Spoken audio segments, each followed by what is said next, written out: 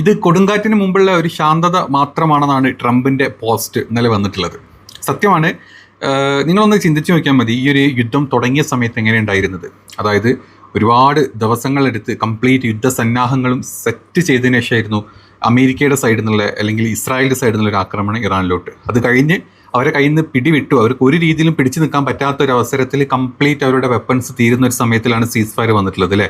ആ സീസ് ഫയർ കഴിഞ്ഞിട്ട് ഇപ്പോൾ ഏകദേശം അങ്ങനെ 1 മന്തിൻ്റെ അടുത്തോട്ട് പോകുന്ന സമയത്ത് എന്താ ഉണ്ടാവുന്നത്, അവരെല്ലാം സെറ്റാക്കി കഴിഞ്ഞു. ഈ 1 മന്തും അവർ വെറുതെ ഇരുന്നിട്ടില്ല. നിങ്ങൾ തന്നെ വാർത്തകൾ എടുത്തോ, ഡീറ്റെയിൽസ് എടുത്തോ, നമ്മുടെ വീഡിയോസ് നിങ്ങൾ കണ്ടോ, എല്ലാം നിങ്ങൾ കണ്ടിട്ടുണ്ടാവും. അമേരിക്കയും ഇസ്രായേലും വെറുതെ നിന്നിട്ടില്ല. അവർ കംപ്ലീറ്റ് അവരുടെ ബേസുകളും അതുപോലെ തന്നെ ഇസ്രായേലിലെ കംപ്ലീറ്റ് വെപ്പൺസ്, തീർന്നു പോയിട്ടുള്ള വെപ്പൺസും അയൺ ഡോം സിസ്റ്റംസും എല്ലാം അവർ ഫില്ല് ചെയ്ത് വെക്കുക ചെയ്തിട്ടുണ്ടായിരുന്നത്. അല്ലാണ്ട് സീസ് ഫയർ അല്ല, ഇനി എന്തെങ്കിലും വരുമ്പോൾ നോക്കാം എന്ന് അമേരിക്കയും ഇസ്രായേലും വിചാരിച്ചിട്ടില്ല. ഇതേ സമയം കൊണ്ട് UAE സൈഡിൽ നിന്നും സൗദിയുടെ സൈഡിൽ നിന്നും ഒക്കെ ഇറാൻ അടുപ്പിക്കുകയും ചെയ്തു. അതുമാത്രമല്ല UAEയിലും ഇറാൻ, ഈ പറഞ്ഞ സൗദിയിലും ജോർദാനിലും ബാക്കി എല്ലാ സ്ഥലങ്ങളിലും കുവൈറ്റിലും എല്ലാ സ്ഥലങ്ങളിലെയും ബേസുകൾ, അതായത് തീർന്നു പോയിട്ട് അല്ലെങ്കിൽ അമേരിക്കയുടെ കയ്യിൽ നിന്ന് എല്ലാം കൈവിട്ട് പോയിട്ടുള്ള ബേസുകൾ അവർ റീഫില്ല് ചെയ്യുകയും ചെയ്തു. ഇനി ഇന്നലെ അല്ലെങ്കിൽ മെനഞ്ഞാന്നായിട്ട് ഇസ്രായേലിൻ്റെ സൈഡിൽ നിന്നും വ്യക്തത വന്നിട്ടുണ്ട്, ഞങ്ങൾ ഏത് സമയത്തും ഞങ്ങൾ യുദ്ധം ചെയ്യും, ഈവൻ അമേരിക്ക മാറിയാൽ പോലും ഞങ്ങൾ യുദ്ധം ചെയ്യും എന്നുള്ളൊരു വെല്ലുവിളി വീണ്ടും ഉണ്ടായിട്ടുണ്ട്. ഇപ്പം ഏറ്റവും ലേറ്റസ്റ്റ് ആയിട്ട് അമേരിക്കൻ പ്രസിഡന്റ് ട്രംപിൻ്റെ ഇന്നലത്തെ ഈവനിങ് വന്നിട്ടുള്ള ഒരു പോസ്റ്റാണിത്. It was the calm before the storm, അതായത് കൊടുങ്കാറ്റ് അടിക്കുന്നതിന് മുമ്പുള്ള ഒരു ശാന്തത മാത്രമാണ് ഇതെന്നും പറഞ്ഞിട്ട് ട്രംപ് ഒരു കപ്പലിൻ്റെ, അതായത് ഒരു വാർഷിപ്പിൻ്റെ ഫ്രണ്ടിൽ ഇങ്ങനെ നിന്നുകൊണ്ട്, അല്ലെങ്കിൽ ഇറാൻ്റെ കൊടി അപ്പുറത്ത് മാറ്റി വെച്ചിട്ട്, അല്ലെങ്കിൽ ഒരു ആക്രമണത്തിൻ്റെ ഒരു കംപ്ലീറ്റ് ദൃശ്യങ്ങൾ അതുപോലെ കാണിച്ചിട്ടുണ്ട്. ഏത് സമയം നമുക്ക് വേണമെങ്കിൽ മറ്റൊരു ആക്രമണം, ഇറാനെതിരെയുള്ള ആക്രമണങ്ങൾ പ്രതീക്ഷിക്കാം. അത് 100% ഉറപ്പിക്കാം. അപ്പോൾ നമുക്ക് ഇന്നത്തെ ലേറ്റസ്റ്റ് ആയിട്ടുള്ള കുറച്ച് അപ്ഡേറ്റുകൾ പറയാനുണ്ട് ഈ ഒരു വാറിനെ പറ്റി. അപ്പം അത് പറഞ്ഞു തുടങ്ങാം. വീഡിയോ ഇഷ്ടപ്പെട്ടെങ്കിൽ നിങ്ങൾ മാക്സിമം സപ്പോർട്ട് ചെയ്യുക. ഇപ്പം ഈ ഒരു ലേറ്റസ്റ്റ് പോസ്റ്റിനെ പറ്റി ഞാൻ സംസാരിച്ചു. ഈ ഒരു പോസ്റ്റ് വരുന്നതിന് മുമ്പ് ഈ സന്നാഹങ്ങൾ എത്രത്തോളം ഉണ്ടെന്നുള്ളത് നമുക്ക് വ്യക്തമായിരുന്നു. അതായത് തുടക്കത്തിൽ അമേരിക്കയും ഇസ്രായേലും പറഞ്ഞിട്ടുള്ള ഒരു കാര്യങ്ങളും നടന്നിട്ടില്ലെങ്കിലും ഈ മൊത്തം രാജ്യങ്ങളെ ഇറാനെതിരെ തിരിക്കാൻ, ഈ പ്രത്യേകിച്ച് UAE, പണ്ട് മുതലേ UAE തിരിഞ്ഞിട്ടാണെങ്കിൽ കൂടെ UAEയും സൗദിയും കുവൈറ്റും ബഹ്റൈനും പറഞ്ഞ രാജ്യങ്ങളിലൊക്കെ കയറി അടിക്കാനുള്ള ഓപ്ഷൻസും, അല്ലെങ്കിൽ അവർ കംപ്ലീറ്റ്ലി ഇറാനെതിരെ തിരിയാനുള്ള ആ ഒരു നയതന്ത്രം വ്യക്തമായിട്ട് അമേരിക്കയും ഇസ്രായേലും ഇവിടെ ചെയ്തു. UAE തുറന്നു തന്നെ ഇസ്രായേലുമായിട്ടുള്ള അടുപ്പം എത്രത്തോളമാണെന്ന് കാണിച്ചു തരികയും ചെയ്തു. ഞങ്ങൾ എത്രത്തോളം UAE ഇറാനോടുള്ള അടുപ്പും, ഇസ്രായേലിനോടുള്ള അടുപ്പവും ഇസ്രായേൽ UAEനോടുള്ള അടുപ്പവും നമ്മൾ കണ്ടു. അയൺ ഡോം സിസ്റ്റം വരെ UAEയിൽ അവർ വെച്ച് കഴിഞ്ഞു.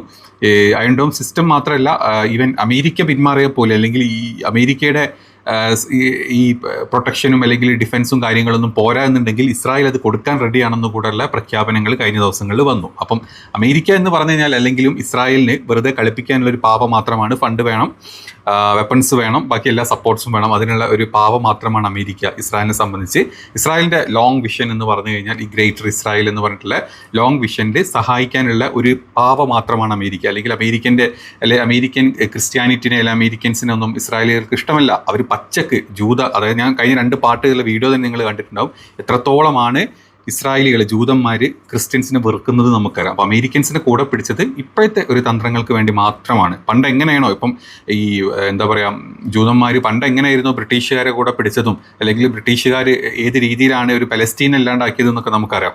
നമ്മൾ 4000 കൊല്ലത്തെ കഥ പറഞ്ഞ് പലരും വരുമായിരിക്കും. ഇപ്പം 4000 കൊല്ലമല്ല, 4000 കൊല്ലം കഴിഞ്ഞ് നിങ്ങൾ 2000 കൊല്ലം എടുത്തു കഴിഞ്ഞാലും, അല്ലെങ്കിൽ ഒരു ഗ്രേറ്റർ ഇസ്രായേൽ, അല്ലെങ്കിൽ ഒരു യുണൈറ്റഡ് ഇസ്രായേൽ എന്ന് പറഞ്ഞിട്ട് സോളിൻ്റെ രാജ്യമാക്കി വെച്ചിട്ടുള്ളതും, അവിടുന്ന് ദാവീദിലോട്ട് പോയതും, ദാവീദിൻ്റെ അവിടെ നിന്ന് പിന്നെയും ഇത് ശിഥിലമായി പോകുന്നതും, അതിനുശേഷം വീണ്ടും ആ ഒരു രാജ്യം ഉണ്ടാക്കാൻ വേണ്ടിയിട്ട് ഈ പറഞ്ഞ ഗ്രേറ്റ് ബ്രിട്ടൻ ഏത് രീതിയിലാണ് ഈ ഒരു വല്ലാത്തൊരു കുഴിയിലോട്ട് ഈ പറഞ്ഞ പലസ്തീനെയും ഇസ്രായേലിനെയും കൊണ്ടെത്തിച്ചത് എന്നുള്ളതും, അത് കഴിഞ്ഞ് UN-ൻ്റെ പാർട്ടീഷനും കാര്യങ്ങളൊക്കെ കഥകൾ നിങ്ങൾ എടുത്തോ.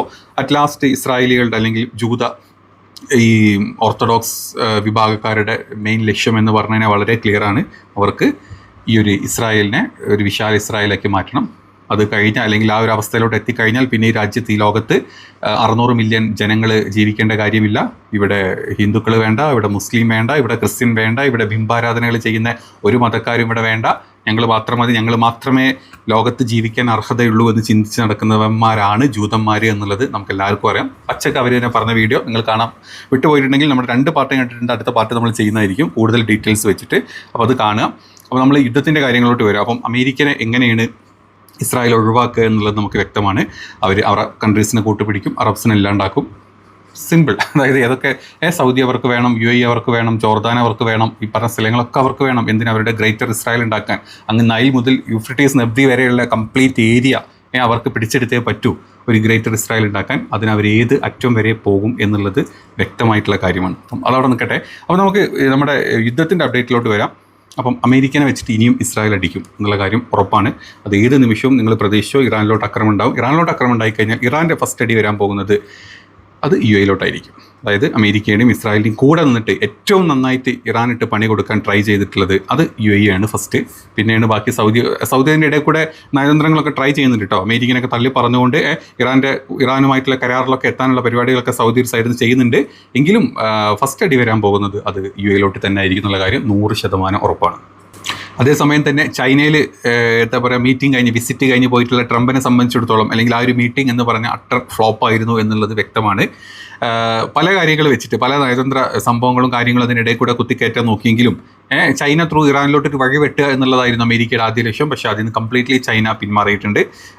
ചൈനയുടെ നിലപാട് എന്ന് പറഞ്ഞാൽ വ്യക്തമായിരുന്നു. ഇറാൻ്റെ മേലെ സമ്മർദ്ദം ചെലുത്തുന്നതിനായിട്ട് ചൈനയെ സ്വാധീനിക്കാൻ അമേരിക്ക ശ്രമിക്കുന്നുണ്ടെങ്കിലും തങ്ങളുടെ ഇറാൻ ബന്ധം മറ്റ് വിഷയങ്ങളുമായിട്ട് കൂട്ടിക്കലർത്തേണ്ട കാര്യമില്ല. നിങ്ങൾ വന്ന കാര്യം നിങ്ങൾ അവിടുത്തെ പുതിയ എന്താ പറയുക ഡീലുകളും പുതിയ ബിസിനസ് ഡീലുകളും പുതിയ ഇൻവെസ്റ്റ്മെൻറ്റ് ഡീലുകളും പ്ലാനുകളും ഒക്കെ നിങ്ങൾ ചെയ്തോ ഒക്കെ നമുക്ക് ഡിസ്കസ് ചെയ്യാം. പക്ഷേ ഇറാനുമായിട്ടുള്ള ഒരു ഡിസ്കഷൻ്റെയും കാര്യം നമുക്കിവിടെ വരുന്നില്ല.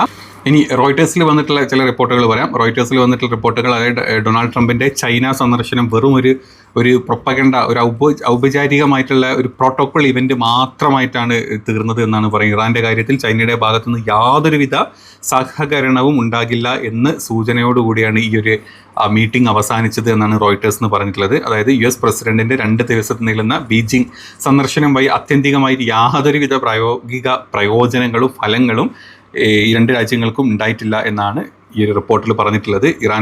ഇറാനെ സാമ്പത്തികമായും രാഷ്ട്രീയപരമായും ഒറ്റപ്പെടുത്താൻ ചൈനയുടെ സഹായം തേടിയാണ് ട്രംപ് ബീജിംഗിൽ എത്തിയത്. എന്നാൽ ഈ സന്ദർശനം പരാജയപ്പെട്ടതോടെ ഇറാനെ സമ്മർദ്ദത്തിലാക്കാനുള്ള അമേരിക്കയുടെ അവസാന തന്ത്രവും പാളി എന്നാണ് റോയിട്ടേഴ്സിൻ്റെ ഈ റിപ്പോർട്ടിൽ വന്നിട്ടുള്ളത്.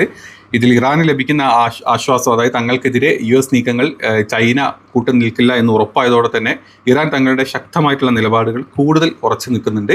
ഇത് മേഖലയിൽ ഇറാൻ്റെ കൈകൾക്ക് കൂടുതൽ കരുത്ത് പകരുന്നു എന്നാണ് പറയുന്നത്. യുദ്ധത്തിലേക്കുള്ള വഴി ചൈനയുമായുള്ള ചർച്ച പരാജയപ്പെട്ടതോടെ അതിൻ്റെ പശ്ചാത്തലത്തിൽ നയതന്ത്ര ചർച്ചകളിൽ ഇനി പ്രതീക്ഷകളൊന്നും ഇല്ല എന്നും അതുപോലെ 24 മണിക്കൂറിൻ്റെ ഉള്ളിൽ ട്രംപിൻ്റെ ഏത് തരത്തിലുള്ള സൈനിക നീക്കങ്ങളും അതായത്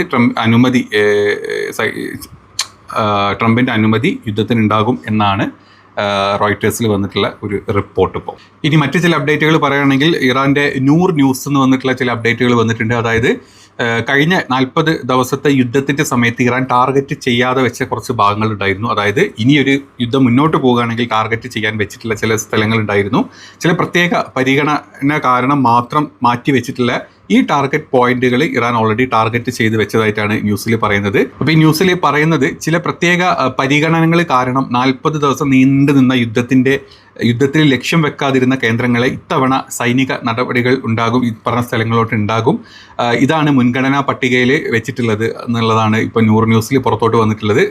സമയത്തിൻ്റെ പ്രാധാന്യത്തെയും ശത്രുവിൻ്റെ ബലഹീനതകളെക്കുറിച്ചും കൃത്യമായിട്ട് കണക്കിലെടുത്തുകൊണ്ടാണ് ഈ ഒരു അടിസ്ഥാനപ്പെടുത്തിയിട്ടുള്ള ഈ ഒരു സ്ഥലങ്ങളുടെ ഡീറ്റെയിൽസ് ഇപ്പം അവർ ടാർഗറ്റ് ചെയ്തത് എന്നാണ് പറയുന്നത്. മുൻപ് ചില നയതന്ത്രപരമായിട്ടുള്ള കാരണങ്ങളാൽ മാത്രം ഒഴിവാക്കിയിരുന്ന തന്ത്രപ്രധാനമായിട്ടുള്ള കേന്ദ്രങ്ങളാണ് ഇനി ഇറാൻ ലക്ഷ്യം വെക്കുന്നത് എന്നും കൂടെ വ്യക്തമാക്കിയിട്ടുണ്ട്. ശത്രുക്കളുടെ വ്യോമ പ്രതിരോധ സംവിധാനങ്ങളും അതുപോലെ ലോജിസ്റ്റിക്സും അല്ല മറ്റ് പോരായ്മകളും ഒക്കെ കണ്ടെത്താൻ വേണ്ടിയിട്ട് പുതിയ നീക്കങ്ങൾ ഇറാൻ്റെ സൈഡിൽ നിന്ന് നടക്കുന്നുണ്ട് എന്ന് പറയുന്നുണ്ട്. അതുപോലെ തന്നെ യുദ്ധം നീട്ടിക്കൊണ്ടുപോയ ശത്രുക്കളുടെ സാമ്പത്തികമായും സൈനികമായും തളർത്തുക എന്ന ദീർഘകാല നിയന്ത്രണത്തിലേക്കാണ് ഇറാൻ ഇപ്പം വിരൽ ചൂണ്ടുന്നത് എന്നാണ് ഈ ഒരു പുതിയ ന്യൂസിൻ്റെ ഭാഗമായിട്ട് പറയുന്നത്. ഇനി ഇപ്പോൾ അമേരിക്കയുടെ തന്നെ ബ്ലൂംബർഗിൽ വന്നിട്ടുള്ള കുറച്ച് കാര്യങ്ങളുണ്ട്. അതായത് പുതിയ റിപ്പോർട്ടുകളാണ്.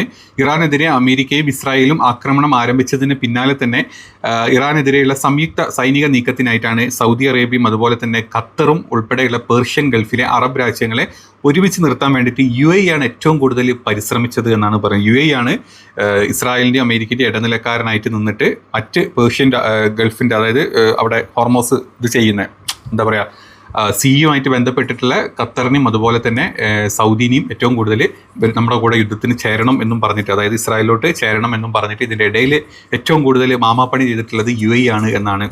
ഇത് ബ്ലൂംബർഗിൽ വന്നിട്ടുള്ള ഏറ്റവും പുതുതായിട്ട് വന്നിട്ടുള്ള ചില റിപ്പോർട്ടുകളാണ്. എന്നാൽ ചില പ്രാദേശിക രാജ്യങ്ങളിലെ നേതാക്കൾ, പ്രത്യേകിച്ച് സൗദിയിലെ പല നേതാക്കളും ഇതിന് എതിർത്തിരുന്നു എന്നും ഈ യുദ്ധത്തിൽ നേരിട്ട് പങ്കാളികളാകാൻ ഞങ്ങൾ ആഗ്രഹിക്കുന്നില്ല എന്നും പറഞ്ഞിട്ട് സൗദി ഇതിന്ന് മാറി നിന്നു, അല്ലെങ്കിൽ ഞങ്ങളുടെ ഭാഗങ്ങളൊന്നും ഉപയോഗിക്കേണ്ട, അല്ലെങ്കിൽ ഞങ്ങളിതിന് ഭാഗമാകില്ല എന്നും പറഞ്ഞ് സൗദി ഇതിന് മാറി നിന്നും കൂടെ ഈ റിപ്പോർട്ടിൽ, അതായത് സൗദിയുടെ വിയോജിപ്പ് ഈ റിപ്പോർട്ടിൽ വ്യക്തമാക്കി കാണിച്ചിട്ടുണ്ട് എന്നും കൂടെ പറയുന്നുണ്ട്. പിന്നെ ഗൾഫ് രാജ്യങ്ങളിലെ ഭിന്നത ഇപ്പം വളരെ അധികമായിട്ട് മാറിയിട്ടുണ്ട്. പ്രത്യേകിച്ച് ഇറാനെതിരെയുള്ള സൈനിക നീക്കത്തിന് ഗൾഫ് GCC രാജ്യങ്ങൾക്കിടയിൽ വലിയ തന്ത്രപ്രധാനമായിട്ടുള്ള ഭിന്നത നിലനിൽക്കുന്നുണ്ട് എന്നും കൂടെ ഈ റിപ്പോർട്ടിൽ വ്യക്തമാക്കുന്നുണ്ട്. ഇറാനെ പൂർണ്ണമായിട്ട് പ്രതിരോധിക്കാൻ UAE ആഗ്രഹിക്കുന്നുവെന്നും എങ്കിൽ സൗദിയും ഖത്തറും അതിൽ നിന്നും മാറി നിൽക്കുകയാണ് എന്നും കൂടെയാണ് റിപ്പോർട്ടുകൾ വരുന്നത്. സൗദിയുടെ സാമ്പത്തിക മുൻഗണനകൾ, തങ്ങളുടെ സാമ്പത്തിക വികസന പദ്ധതികൾ, അതായത് വിഷൻ 2030 എണ്ണ കമ്പനികളുടെയും ബാധിക്കുന്നതിനാൽ മാത്രമാണ് സൗദി ഇതിൽ നിന്ന് തൽക്കാലം മാറി നിന്നത് എന്നാണ് പറയുന്നത്. ഈ യുദ്ധം അമേരിക്കയുടെയും ഇസ്രായേലിൻ്റെയും മാത്രം പ്രശ്നമാണെന്നാണ് സൗദി അന്ന് കണക്കാക്കപ്പെട്ടിട്ടുള്ളത് എന്നാണ് ഈ റിപ്പോർട്ടിൽ പറയുന്നത്. UAE സൗദി തർക്കം നമുക്കറിയാം, അത് ഓൾറെഡി ഒരു തർക്കം അവിടെ പോയിക്കൊണ്ടിരിക്കുന്നുണ്ട്. അതായത് യമൻ യുദ്ധത്തിൻ്റെ കാര്യത്തിൽ നമുക്കറിയാം, യമൻ്റെ ഒരു ഗ്രൂപ്പിനെ UAE സപ്പോർട്ട് ചെയ്യുന്നതും മറ്റൊരു ഗ്രൂപ്പിനെ സൗദി സപ്പോർട്ട് ചെയ്യുന്നതുമായിട്ടുള്ള ഡീറ്റെയിൽസ് വരുന്നുണ്ട്. അതുകൊണ്ടൊക്കെ തന്നെയാണ് UAE ഇതിൽ ഇടപെടാൻ വന്ന സമയത്ത് സൗദി ഇതിന് മാറുന്നത് എന്നാണ് ബ്ലൂംബർഗിൻ്റെ ഈ ഒരു റിപ്പോർട്ട് ഇപ്പം പുറത്തോട്ട് വന്നിട്ടുള്ളത്. അപ്പം നിങ്ങൾ കേട്ടാൽ അങ്ങനെ കുറേ ഇൻ്റലിജൻസ് റിപ്പോർട്ടുകളും കാര്യങ്ങളൊക്കെ പുറത്ത് വന്നത് ഇത്തരം ബ്ലൂംബർഗിലും അതുപോലെ തന്നെ റോയിട്ടേഴ്സിലൊക്കെ വന്നിട്ടുള്ള ഡീറ്റെയിൽസാണ് നമ്മൾ പറഞ്ഞിട്ടുള്ളത്. ട്രംപ് ഞാൻ മനസ്സിലാക്കുന്നിടത്തോളം ഏത് നേരം ഒരു ആക്രമണം ഇറാനിലോട്ട് ഉണ്ടാവാനുള്ള ചാൻസസ് വളരെ ഹൈ ആണ്. അപ്പം അവിടെ ഉള്ളവരൊക്കെ ഒന്ന് സൂക്ഷിച്ചോളുക. ഏത് സമയവും ഏത് രീതിയിലുള്ള ആക്രമണങ്ങളും ഈ പറഞ്ഞ സ്ഥലങ്ങളിൽ ഉണ്ടാവാനുള്ള ചാൻസസ് വളരെ ഹൈ ആണ്. ഇനി എല്ലാവരെയും പടച്ചോൻ കാക്കട്ടെ എന്നേ പറയാൻ പറ്റുള്ളൂ. ഏതായാലും വേറെ എന്തെങ്കിലും അപ്ഡേറ്റ് വരികയാണെങ്കിൽ നമുക്ക് അടുത്തൊരു വീഡിയോയിൽ ചെയ്യാം. ബൈ.